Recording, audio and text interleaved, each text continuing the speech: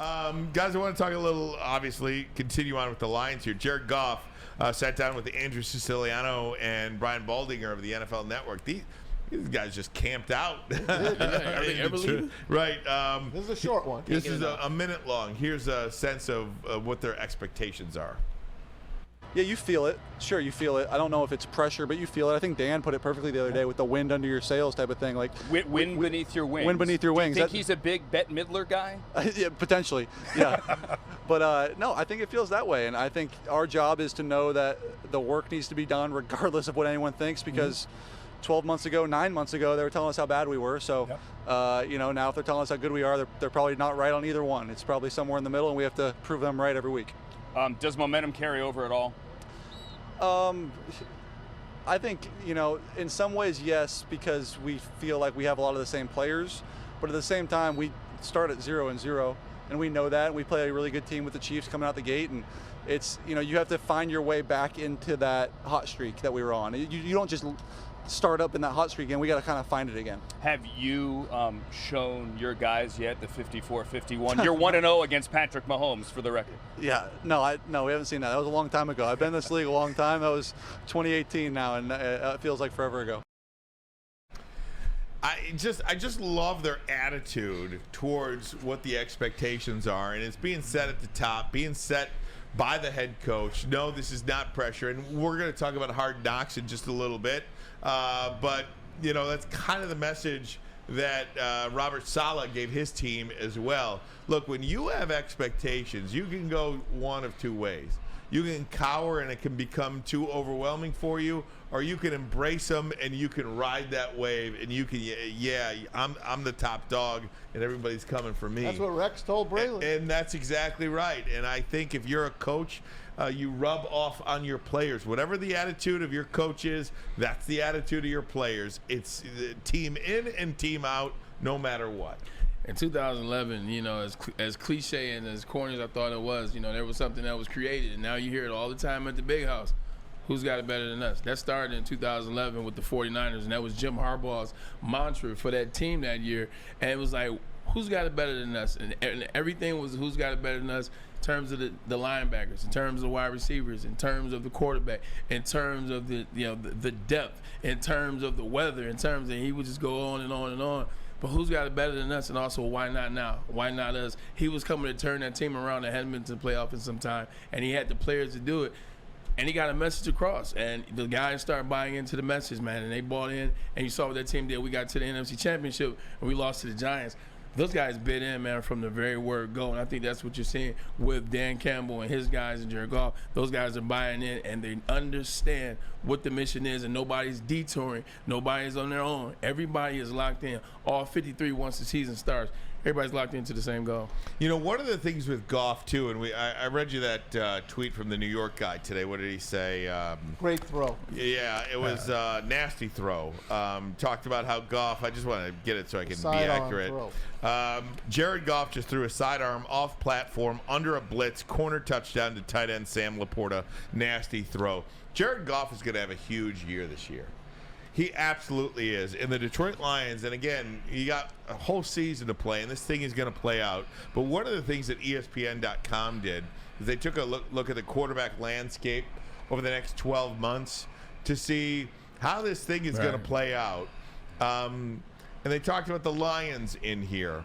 The most likely outcome is that the Lions have a solid year with Goff as the starter. They make the playoffs for the first time in 7 years and confront a non-obvious decision next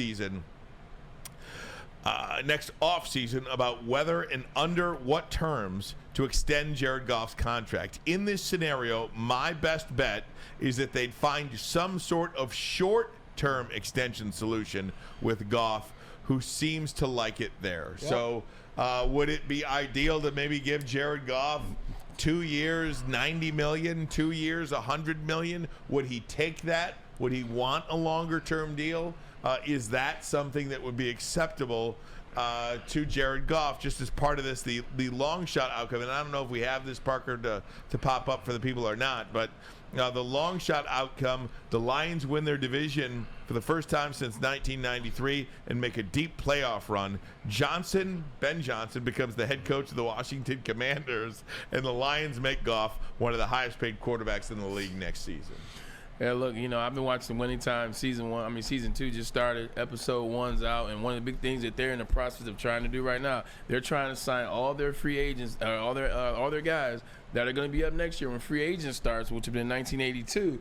They're trying to sign their guys. Now they're trying to get ahead of the curve, and I think this is what the Lions could potentially do, get ahead of the curve with Jared Goff. You know what the money is for quarterbacks. Like, you know how big the money is going to go up. It's eventually going to get to 55 and then 60 and then 62.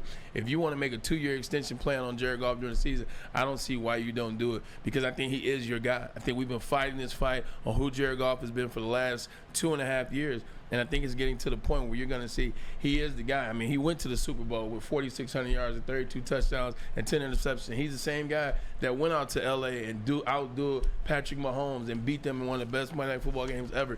He's starting to get that confidence back. And when Jared Goff finished the season last year and he looked at what he had accomplished, because I guarantee you he's one of those guys that's like, he's just in the season.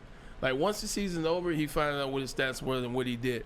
He went back and looked and said, whoa, lowest interception input ever. Second most touchdowns ever, best QBR ever. I see what we were able to do in those last 10 games. No turnovers in the last 10 games.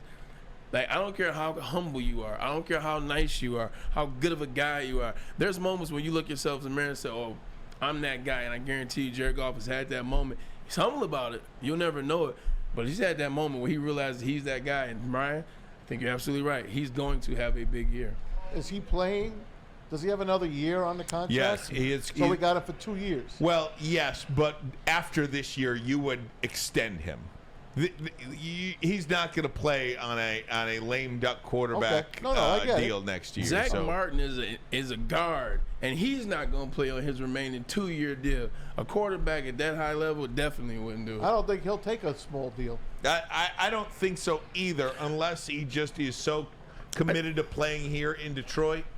For $45-50 million, which, to be honest with you, if they make it to the Super Bowl, if they make it to the NFC Championship, he earned it. You bet your bottom dollar I'm paying him $45 million a year. I pay him more than that if they made it to the Super Bowl, but I'm just saying, like, he seems like the guy. He and Brad Holmes' relationship. Remember, when everybody else was trying to figure out who the quarterback was for the Detroit Lions, there were 2 guys that were not. It was Brad Holmes and Dan Campbell. I would maybe say 1 guy. Dan Campbell was trying to figure himself out. Brad Holmes always stuck that Jared Goff was the guy.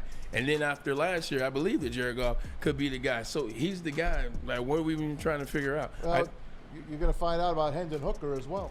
We will. But that's only if Jared Goff doesn't work out. I'm just saying, you're going to see him in practice. You're going to see him next year, maybe getting a game or 2. He's already an older rookie, as we all know. Right. So how long does he want to stick around? I guess it really doesn't matter. He's signed the deal. He's here, I guess. I just don't know if Goff would take a 2-year extension. That's all.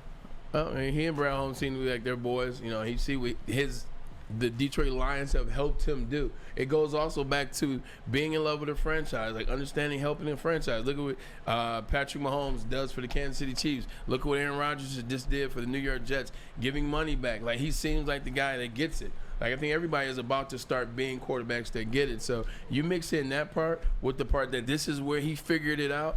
I don't think you're looking at a guy that's going to hold you hostage. I'm looking at a guy that's going to ask for a fair deal, and I see a team in Detroit that's going to give him something that's even more than fair. No doubt.